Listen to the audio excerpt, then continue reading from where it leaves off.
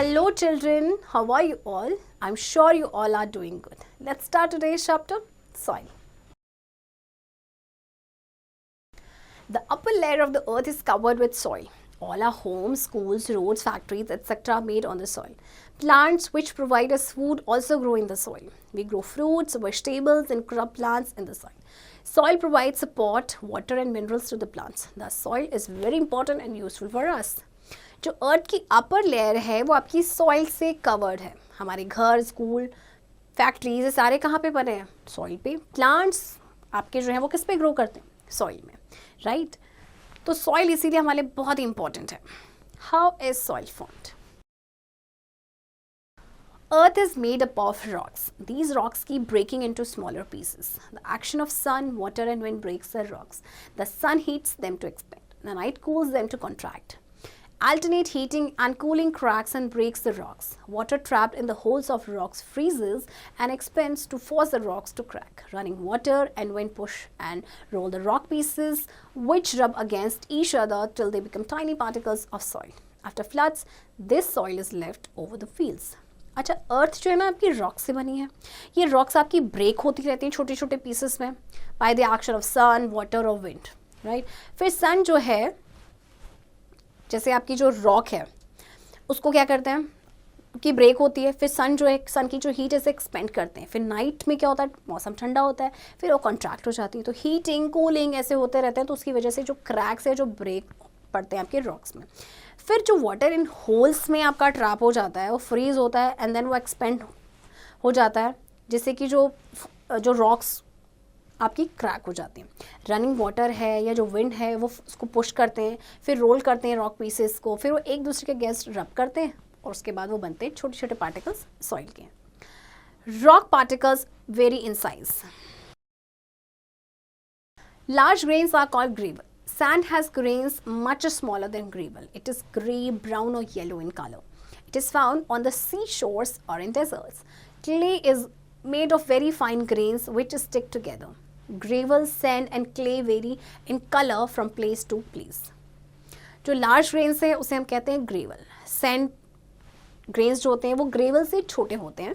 ये grey, brown और yellow colour में होते हैं. ये आपको डेजर्ट्स में या सी शोर्स में पाए जाते हैं. क्ले जो है इसमें बहुत ही फाइन ग्रेन्स होते हैं जो एक दूसरे के साथ स्टिक हो जाते हैं, राइट? फिर जो ग्रेवल, सैंड या क्ले है ये आपका वेरी करता है कलर में प्लेस टू प्लेस, यानी से आपको अलग डिफरेंट प्लेसेस में इनका कलर जो है वो डिफरेंट मिलेगा. Kinds of soil. There are 3 kinds of soil: sand, clay and loam. Sand particles are rough in touch. There's a lot of air in the space between them. Water seeps through the sand quickly. It can hold only a little amount of water. Clay particles are very fine and sticky. There is no air or space between them. Clay particles absorb water and swell. They get closer than before.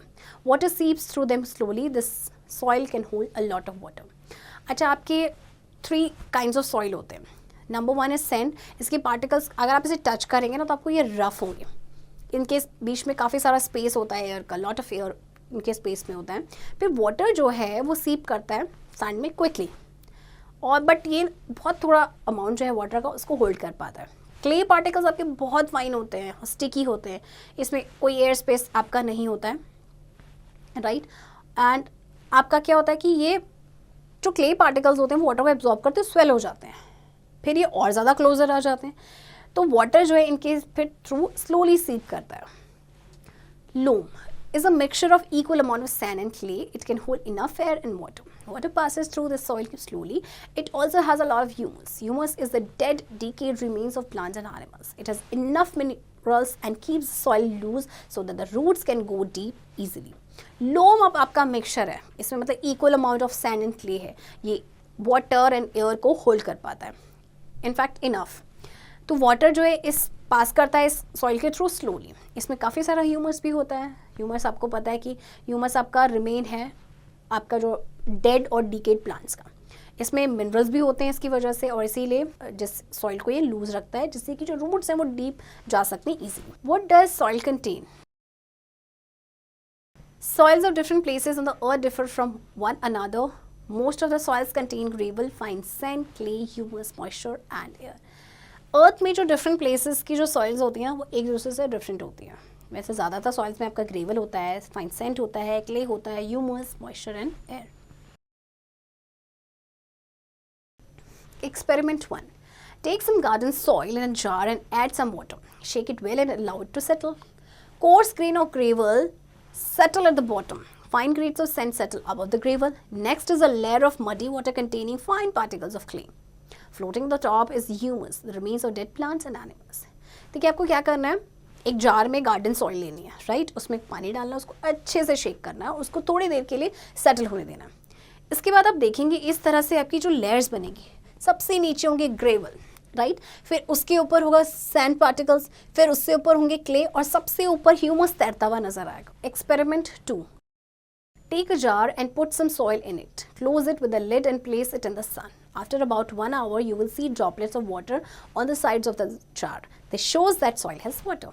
आपने एक jar लेना है, उसमें कुछ soil डालनी है, फिर आपने उसको ढक्कन लगा के बंद करके सन में रख देना है. अब जब आप 1 घंटे के बाद देखेंगे तो आपको जार के साइड्स में ना वाटर की ड्रॉपलेट्स नजर आएंगे. What does it show? It shows that soil has water. Experiment 3. Take some soil in a jar. Pour water on it. Air bubbles come up. This shows that air is present in the space between the soil particles. It comes out in the form of bubbles. अब आपको फिर से एक jar में soil लेनी है, उसमें कुछ वाटर डालना है, उसमें से एयर बबल्स आपके आएंगे. तो ये क्या शो करता है कि एयर जो है, जो सॉइल पार्टिकल्स के बीच में स्पेस है ना, उसमें प्रेजेंट होते हैं. Plants and the soil. If there is too much water in the soil, it becomes waterlogged and plants die. Clay is such a soil, but we grow paddy in it, which requires excess of water. देखिए अगर soil में बहुत ज़्यादा पानी हो जाएगा तो वो वाटर लॉक्ड हो जाएगी और प्लांट क्या होंगे, दे विल डाई. तो क्ले एक ऐसी सॉइल है, बट पैडी जो है वो ऐसी ही सॉइल में ग्रो करती है क्योंकि उसको एक्सेस ऑफ वाटर की ज़रूरत होती है. If too little water stays in the soil, plants will not survive. Sand is such a soil, but we grew cucumber and gourd in it. Their roots need a lot of air, which it has. Most plants need just enough water. Loam hold just enough water. We grow most fruits, vegetables and crops in it. These plants need lots of minerals, which only humans can supply. Thus, loam is the most fertile soil for plants. अच्छा, अगर हमने पौधों को कम पानी दिया, यानी soil में अगर कम पानी भी रहा तो वो भी आपका थोड़ा सा डेंजरस है. डेंजरस इन द सेंस कि प्लांट्स जो है वो आपके सर्वाइव नहीं कर पाएंगे. सैंड आपकी ऐसी सॉइल है, बट हम सैंडी सॉइल में आपके क्यूकम्बर एंड जो गोर्ड होते हैं वो ग्रो करते हैं क्योंकि इनकी रूट्स को बहुत ज़्यादा वाटर की ज़रूरत होती है, जो कि आपके सैंडी सॉइल में होती है. बहुत सारे ऐसे प्लांट्स हैं, बहुत सारे नहीं बल्कि मोस्ट ऑफ द प्लांट्स ऐसे हैं जिनको इनफ वाटर की ज़रूरत होती है. तो लोम सॉइल आपकी ऐसी है, राइट. हम बहुत सारे फ्रूट्स एंड वेजिटेबल्स या क्रॉप्स इसमें ग्रो करते हैं. Fertilisers. Fertilizers or manures are mixed with the poor soil. Fertilizers provide plants the minerals they need. Rotten plants and cow dung are natural manures. Artificial fertilizers are prepared in chemical factories. देखिए कोई भी poor soil होती है तो उसमें fertilisers या फिर manures को ऐड किया जाता है उसकी फर्टिलिटी को इन्हांस करने के लिए. तो जो फर्टिलाइजर्स हैं वो प्लांट्स को क्या प्रोवाइड करते हैं, मिनरल्स जिनकी इनको ज़रूरत होती है. रॉटन प्लांट्स है या काउ डंग है आपके नेचुरल मैन्यूर्स है, जबकि आर्टिफिशियल फर्टिलाइजर्स को प्रिपेयर किया जाता है फैक्ट्रीज में. The farmers friend. Earthworms live in the soil. They eat it and excrete after making it soft. As they build their tunnel homes, they turn the soil loose and let more air into it. They also drag leaves, etc. down their tunnels. Dead leaves and dead earthworms decay to form humus and make the soil fertile. अच्छा, earthworms soil में रहते हैं, आपको पता है, ये उसे खाते हैं and then excrete करते हैं after making it soft. तो ये क्या करते हैं, ये टनल होम्स बनाते हैं अपने, ठीक है, जिससे कि जो सॉइल लूज हो जाती है एंड फिर क्या होता है कि ज़्यादा उसमें एयर आपकी आती है. तो इसके अलावा ये लीव्स को भी ड्रैग करते हैं अपने टनल्स में, राइट. फिर ये डेड लीव्स और जो डेड अर्थवर्म्स हैं वो डीके होकर ह्यूमस बनाते हैं और जिसकी वजह से सॉइल फर्टाइल हो जाती है. Forget me not. Soil is formed by the breaking up of rocks. Action of the sun, the rain and the wind cracks and breaks the rocks. Soil particles differ in size and color. Soil contains gravel, sand, clay, humus, moisture and air. 3 kinds of soil are sand, clay and loam. Decayed bodies of plants and animals form humus. Loam is best for the growth of plants. Remember that. Children, I hope आपको ये chapter समझ आया होगा and इस chapter की practice अब आप खुद से करेंगे.